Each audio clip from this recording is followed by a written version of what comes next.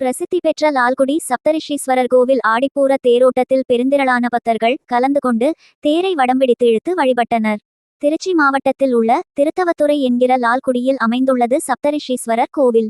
7 முனிவருக்கு அருள் செய்ததால் பெருமானுக்கு சப்தரிஷீஸ்வரர் என்ற பெயருடைய இத்தலமானது திருத்தவத்துறை என்றும் அழைக்கப்படுகிறது. இக்கோவிலில் ஆடிப்பூர விழா கடந்த மாதம் 28ஆம் தேதி விக்னேஸ்வர பூஜை, வாஸ்து பூஜை நடைபெற்று 29ஆம் தேதி கொடியேற்றத்துடன் தொடங்கியது. இதனைத் தொடர்ந்து தினமும் சுவாமியும் அம்பாளும் வெவ்வேறு அலங்காரத்தில் பல்வேறு வாகனங்களில் எழுந்தருளி வீதியுலா வந்தனர். இதில் பெருந்திரளான பக்தர்கள் கலந்து கொண்டு சாமி தரிசனம் செய்தனர்.